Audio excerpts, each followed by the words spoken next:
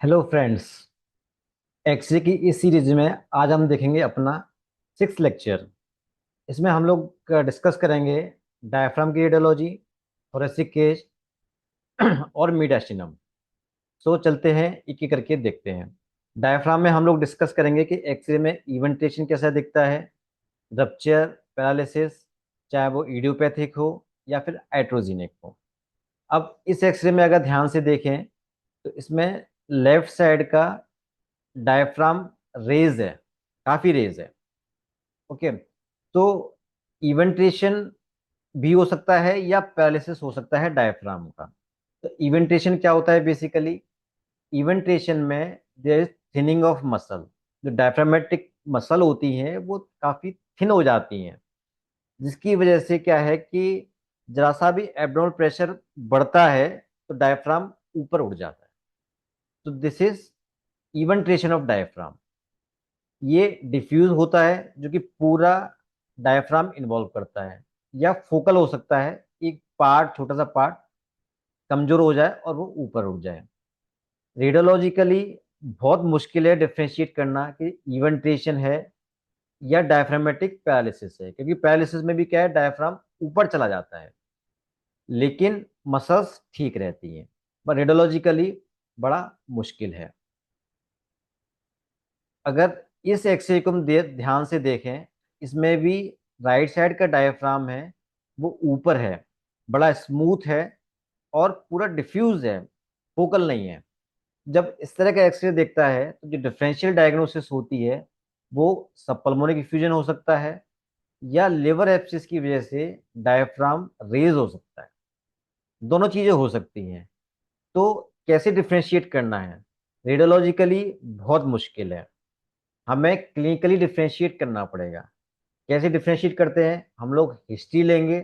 अगर पेशेंट को प्लूरेटिक chest pain है, मतलब सांस लेने पे दर्द हो रहा है या खांसी करने पर दर्द हो रहा है, इसका मतलब probably we are dealing with subpulmonic effusion. अगर डायफ्राम की कॉन्वेक्सिटी देखें, जैसे मैंने पहले लेक्चर में बताया था कि जो नॉर्मल कॉन्वेक्सिटी होती है वो इस तरह की होती है, बीच वाला पार्ट में कॉन्वेक्सिटी होती है, या तो मिडिल वन थर्ड में होगी या फिर बीच वाले में होगी।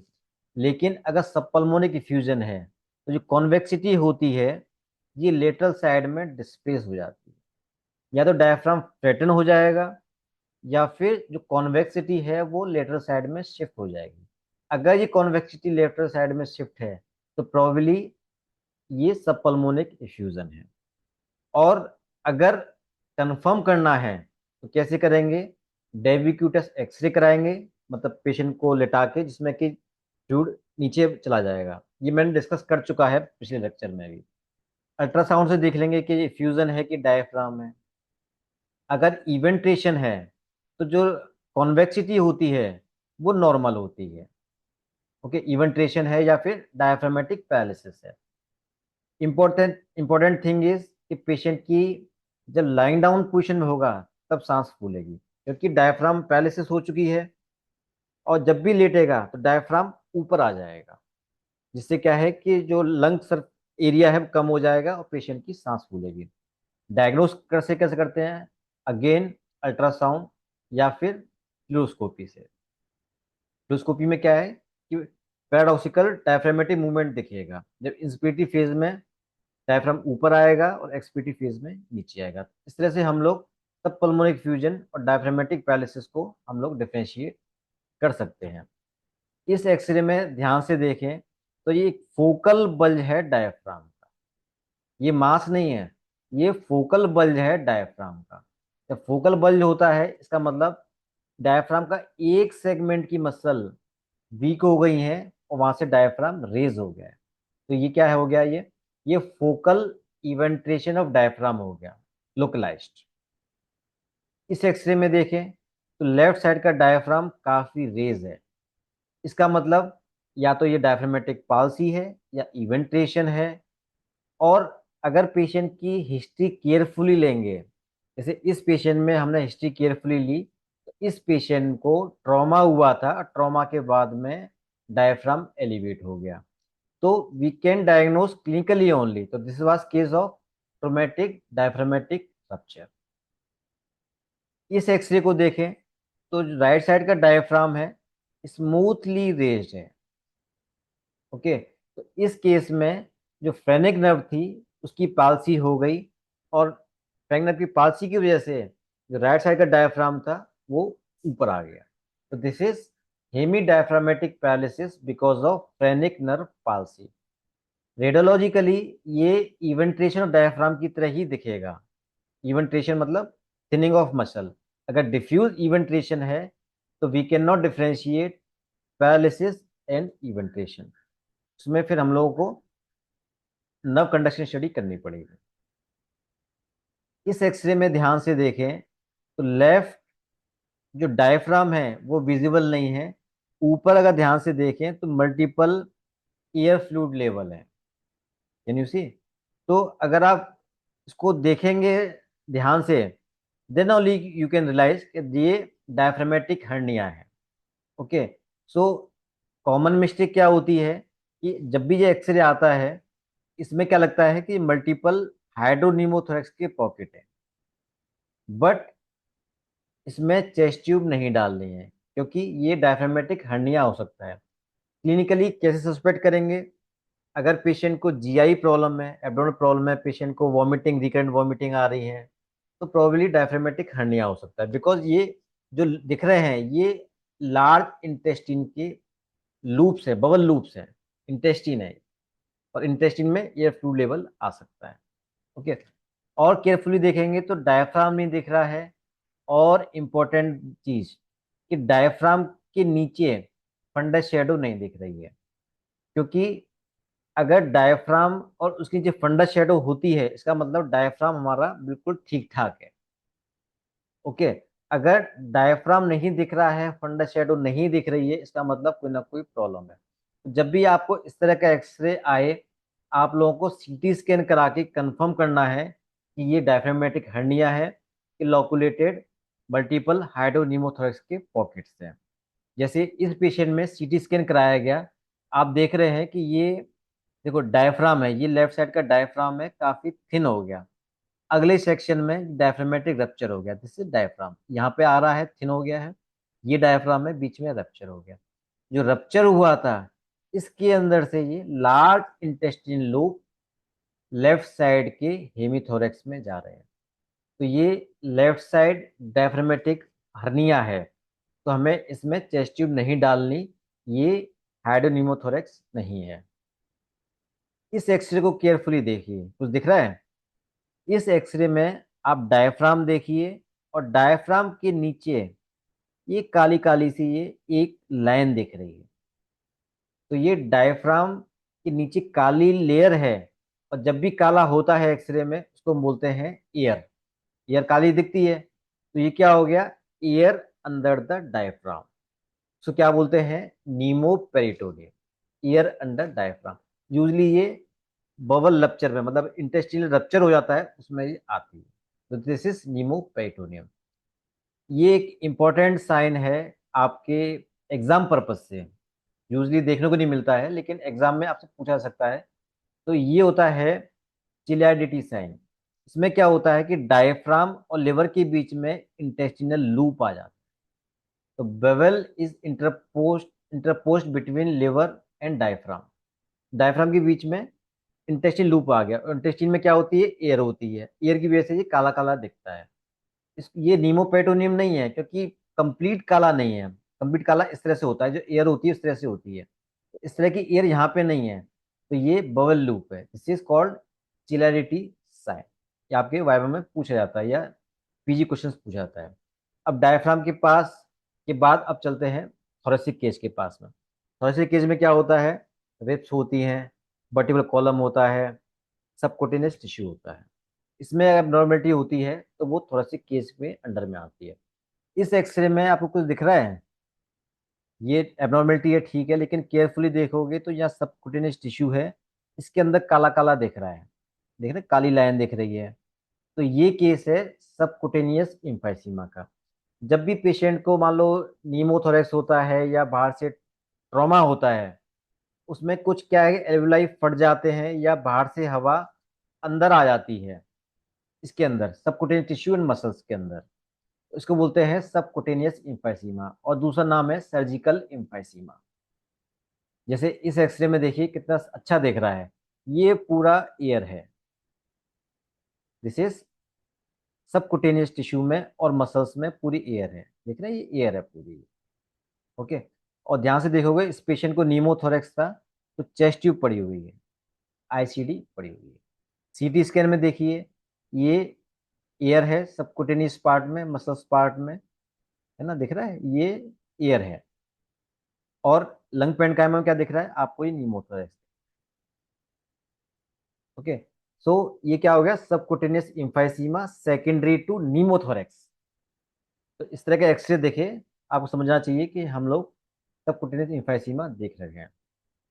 इस एक्सरे में ध्यान से देखें, कुछ दिख रहा है? इस एक्सरे में ध्यान से देखें तो यहाँ पे जो रिब है इसका स्वेलिंग हो गई है, मतलब रिब एक फैल गई है। इसमें क्या है, रिब इरोजन हुआ है, जिसकी वजह से रिब इरोजन होने की वजह से रिब चौड़ी हो गई है। तो ये मल्टीपल माइलोमा का है, इसमें ऑस्टियोलाइटिक लीजन हो रहा है रिब्स में। ऑस्टियोलाइसिस की वजह से ये रिब इस तरह की हो गई है, अंदर से पूरी नेक्रोसिस हो गई। तो ये है रिब इरोजन।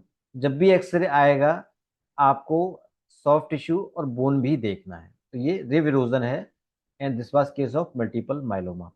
इस एक्सरे में आप ध्यान से देखिए तो दिख रहा है कुछ?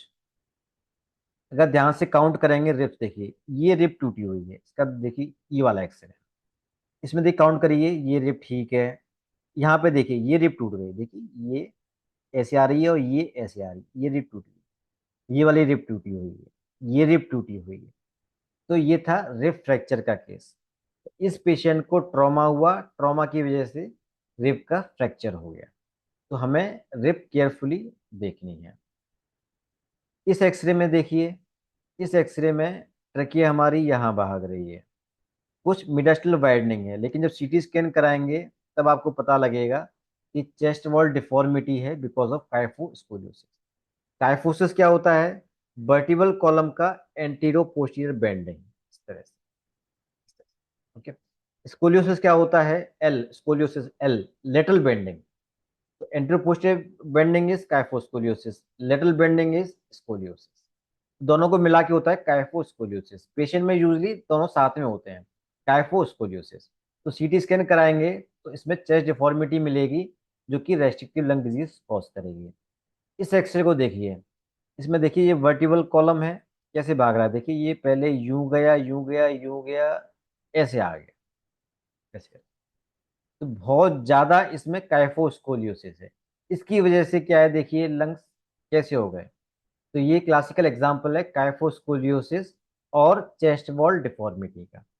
ऐसी पेशेंट प्रॉब्लम क्या आती है, ये severe restrictive lung disease cause करते हैं। तो ये हो गया काइफोस्कोलियोसिस का। तो जब भी एक्सरे आपके पास आएगा तो लंग पेनकाइमा के अलावा आपको बोन, सॉफ्ट टिश्यू, मीडियास्टिनम, इन सब पे भी फोकस करना है। अब चलती है मीडियास्टिनम के पास। तो मीडियास्टिनम क्या होता है, लंग पेनकाइमा के बीच में जो स्पेस होता है उसको मीडियास्टिनम कहते हैं। तो intrathoracic region outside the pleural sac in the centre of chest, mediastinal pleura हो गया। तो मिडास्टल प्लूरा, दोनों प्लूरा के बीच में जो स्पेस है उसको हम मिडास्टिनम कहते हैं। ओके। तो अगर लेटरल एक्सरे में देखें तो we can see this is mediastinum. इसको हम तीन पार्ट में डिवाइड करते हैं, anterior mediastinum, middle mediastinum, posterior mediastinum. कैसे डिवाइड करते हैं, आप जैसे पहले लेटरल एक्सरे मैंने बताया था, ऊपर एंटीरियर में ट्रेकिया होती है, पोस्टीरियर में इसोफेगस होती है। तो एंटीरियर ट्रेकिया वॉल से हम लोग लाइन खींचते हैं, खींचते हैं और जब पोस्टीरियर पार्ट ऑफ हार्ट से मिला देते हैं। तो पोस्टीरियर हार्ट, ये हार्ट हो गया एंटीरियरली। तो पोस्टीरियर हार्ट से मिलाते हुए एंटीरियर ट्रेकिया में लाइन खींचते हैं।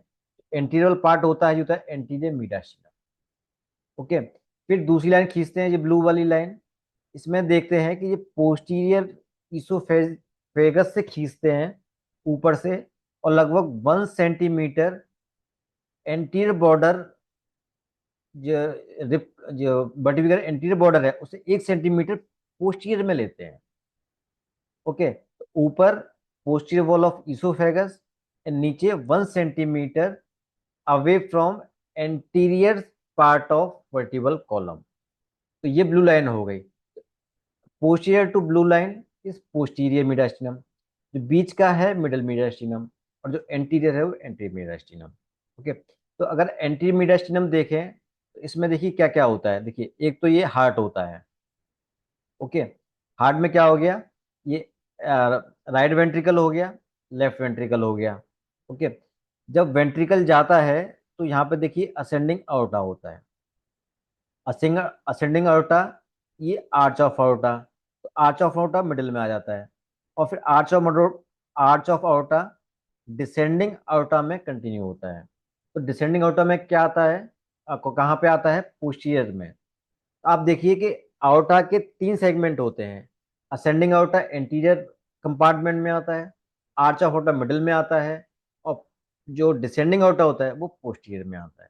ओके, एंटीरियर में और क्या होता है, ये होता है रेट्रोस्टल स्पेस। ठीक है, तो इतनी चीजें हम एंटीरियर मीडियास्टिनम में आ गई। जो कॉमन पैथोलॉजी होती है, कॉमन ट्यूमर होते हैं, वो क्या क्या होते हैं, 4T। थायमिक मास, जो थाइमस से निकलता है। थायराइड मास, तो थायराइड मास स्टर्नम से होते हुए अंदर जाता है, तो वो एंटीरियर मीडियास्टिनम में जाता है। लिम्फोमा, लिम्फोमा किसी भी कंपार्टमेंट को इन्वॉल्व कर सकता है। Then germ cell tumour like teratoma, dermoid tumour. तो इतनी चीजें एंटीरियर मीडियास्टिनम में हो सकती हैं। मिडिल मीडियास्टिनम में, मिडिल में जैसे बताया था क्या क्या होता है, ट्रेकिया होती है, ईसोफेगस होता है, सुपीरियर वीना कावा होती है, एंड आर्च ऑफ आउटा होता है, आर्च ऑफ आउटा। ओके, तो क्या क्या प्रॉब्लम हो सकती है, किसी भी स्ट्रक्चर का ट्यूमर हो सकता है। Enlargement of lymph node most common like lymphoma. Aortic aneurysm, arch aorta का जो एनुजम होगा वो मिडिल मेडिस्टम में आएगा। इसोफेजियल मास, ट्रेकियल मास, ये सब मिडल में मेडिस्टम में हो सकते हैं। पोस्टीरियर मीडियास्टिनम जो ब्लू लाइन के पीछे है, इसमें क्या क्या है, ये पूरा वर्टिबल कॉलम है। दूसरा डिसेंडिंग अorta आता है, और नर्व आती है। तो कोई भी एबनॉर्मेलिटी है अगर वर्टिबल कॉलम में, मान लो पैरावर्टिबल एब्सिस है, ट्यूमर है, इंड्रोजेनिक ट्यूमर है, लिम्फ नोड है, ये सब पोस्टीरियर मीडियास्टिनम में आते हैं। अब रेडियोलॉजिकली क्या हम डिफ्रेंशिएट कर सकते हैं एंटीरियर मीडियास्टिनम, पोस्टीरियर मीडियास्टिनम और मिडिल मीडियास्टिनम में, कर सकते हैं। इसके लिए हमें जानना होगा कि सिलआउट साइन क्या होता है।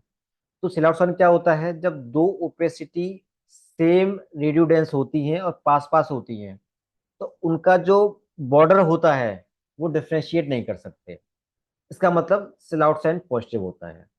तो अगर आप दो ओपेसिटी के बीच में डिफ्रेंशिएट ना कर पाए, उसको बोलते हैं कि सिलआउट साइन पॉजिटिव है। ओके, अब केयरफुली इस ओपेसिटी को हम लोग देखेंगे। ये ओपेसिटी है। ओके, अब आप इसमें केयरफुली देखें तो ये डिसेंडिंग आउटा हमें दिख रहा है, और डिसेंडिंग आउटा कहाँ होता था, पोस्टीरियर मीडियास्टिनम में। तो ये पोस्टीरियर मीडियास्टिनम में नहीं है। फिर केयरफुली देखेंगे कि इसका लेफ्ट का जो हार्ड बॉर्डर है वो हमें दिखाई नहीं दे रहा है ना, देख रहे हैं लेफ्ट बॉर्डर कहाँ दिखाई दे रहा है हमें। तो जो लेफ्ट हार्ट बॉर्डर नहीं दिखाई देता है, इसका मतलब जो हार्ट होता है वो एंटी मीडियास्टिनम में होता है। तो ओपेसिटी ये लेफ्ट मीडियास्टिनम में होगी। ओके, नंबर 2, जो हाइलर वेसल होती हैं, ओके, वो मिडिल में होती हैं, मिडिल मीडियास्टिनम में होती हैं। पल्मोनरी आर्टरी, पल्मोनरी वेन, सब मिडिल मीडियास्टिनम में होती हैं। अगर हमें ओपेसिटी के आगे या पीछे हाइलर वेसल दिख रही हैं, अगर हाइलर वेसल दिख रही हैं, इसको बोलते हैं हाइलम ओवरले साइन। अगर हाइलर वेसल दिख रही हैं, इसका मतलब ओपेसिटी ना तो एंटीरियर मीडियास्टिनम में है, ना अ, मतलब एंटीरियर मीडियास्टिनम में है या फिर पोस्टीरियर मीडियास्टिनम में है, मिडिल में नहीं है। तो अगर इसमें केयरफुली देखें, हाइलर वेसल दिख रही हैं। ओके, तो हाइलर वेसल दिख रही हैं, इसका मतलब या तो एंटीरियर में या पोस्टीरियर में है, मिडिल में तो नहीं है। और पोस्टीरियर में क्यों नहीं है, क्योंकि हमें डिसेंडिंग आउटा में दिखाई दे रहा है। एंटीरियर में क्यों है, क्योंकि लेफ्ट वेंट्रिकल हमें नहीं दिखाई दे रहा है, वो सिलआउट साइन पॉजिटिव हो गया है। तो ये ओपेसिटी कहाँ हो गई, एंटीरियर मीडियास्टिनम में हो गई। अगर लेटरल एक्सरे में देखिए, पूरी एंटीरियर में है, तो ये केस क्या हो गया, एंटीरियर मीडियास्टिनल ओपेसिटी हो गई। ओके, अब इसमें देखिए इसमें ये लेफ्ट साइड में ओपेसिटी है। अब इसमें केयरफुली देखेंगे तो राइट हार्ट बॉर्डर हमें दिखाई नहीं दे रहा है। ओके, तो राइट हार्ट बॉर्डर नहीं दिखाई दे रहा, इसका मतलब ये एंटीरियर मिडास्टिनम में हो गई। दूसरा साइन क्या है, केयरफुली देखेंगे तो हाइलर वेसल दिखाई दे रही है। ओके, तो ये हाइलर वेसल दिखाई दे रही है, इसका मतलब मिडल मिडास्टिनम में नहीं है। राइट हार्ट बॉर्डर नहीं दिखाई दे रहा है, इसका मतलब ये एंटीरियर मिडास्टिनम में है।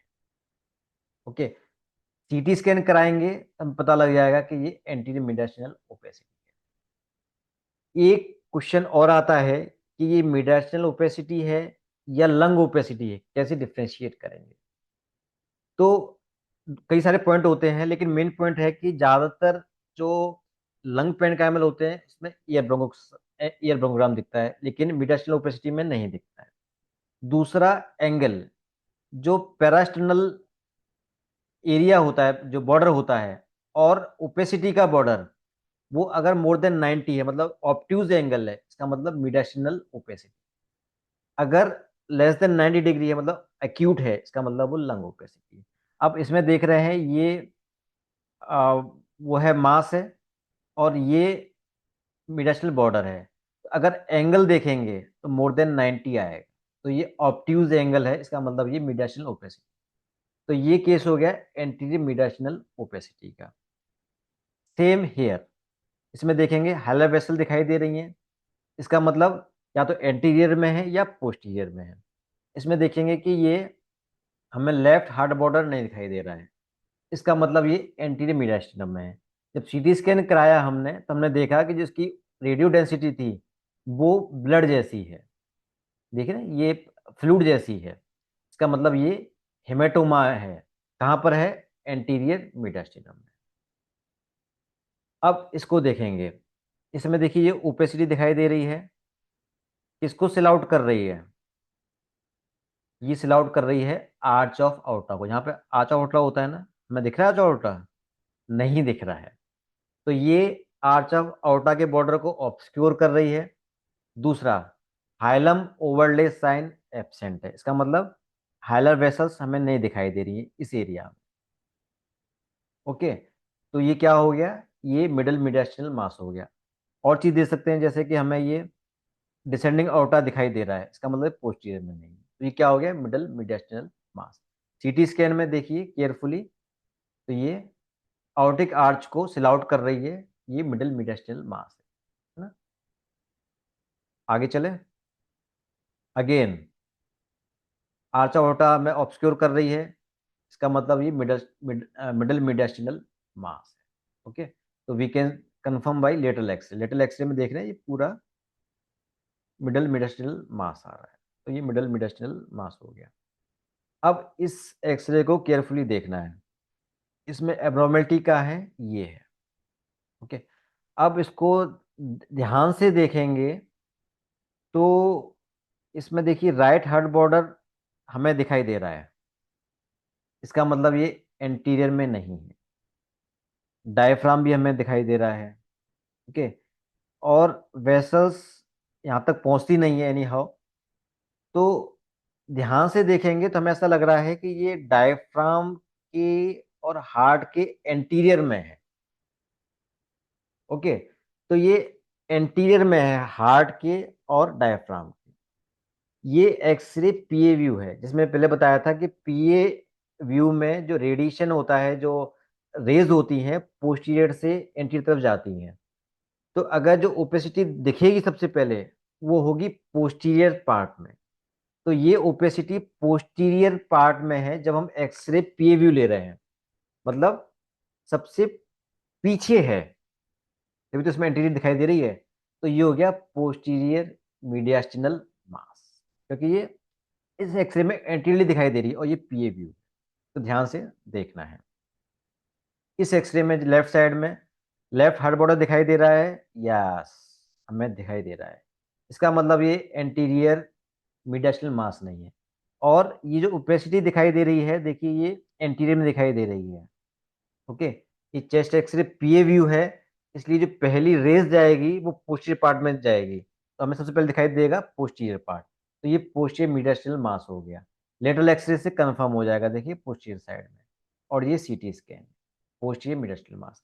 तो इस तरह से हम लोग anterior, middle and posterior compartment में कौन सा मीडियस्टिनम इन्वॉल्वमेंट है वो ओपेसिटी दे सकते हैं।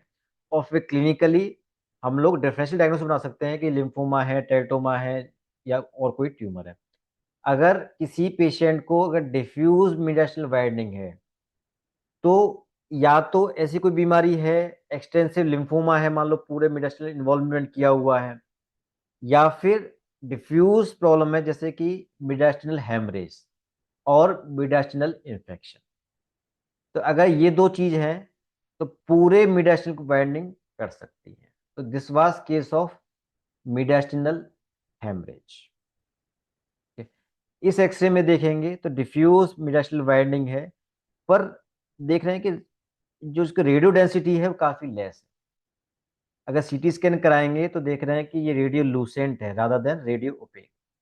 तो ये हो गया फैट, है ना, ये लोअर साइड में देखिए, ये पेरिकार्डियम है, इसके साइड में फैट है ये। ओके, तो ये केस हो गया हमारा मिडास्टिनल फैट का। ओके, तो मिडास्टिनल में इतना ही। अब मैं आपसे क्विज में 3 क्वेश्चन दूंगा, 3 एक्सरे दिखाऊंगा, आपको उसका आंसर बताना है, और आंसर आपको कमेंट बॉक्स में लिखना है। और इसके जो डिस्कशन है वो मैं नेक्स्ट पार्ट में डिस्कस करूंगा। तो पहला केस है, देखिए, इसमें आपको बताना है कि लेफ्ट साइड में आपको क्या क्या दिख रहा है, और इस एक्सरे के बेस पे इसकी प्रोबेबल डायग्नोसिस क्या है। ओके, दूसरा एक्सरे में राइट साइड में ओपेसिटी है, आपको बताना है कि ये मास किस कंपार्टमेंट में है, ये मिडास्टिनल मास है या लंग मास है, किस मिडास्टिनम में है, और हाइलम में आपको कौन सा साइन दिख रहा है। ये तीसरा एक्सरे है, ये इसमें इस एक्सरे में कौन सा साइन है ये आपको बताना है। तो इन तीनों के आंसर मुझे कमेंट बॉक्स में लिखिए, और मैं नेक्स्ट क्लास में डिस्कस करूंगा। अगर आपको ये वीडियो समझ में आया हो, आपके लिए इंफॉर्मेटिव हो, प्लीज़ अपने फ्रेंड्स के साथ में शेयर करिए, और इस चैनल को सब्सक्राइब करिए। इस चैनल पे मैंने रेडियोलॉजी के और भी लेक्चर डाल चुका हूँ, तो प्लीज़ इसको आप देखिए और बताइए आपको कैसे लगे। फिर मिलेंगे आपको एक नए वीडियो के साथ में। तब तक के लिए थैंक यू वेरी मच।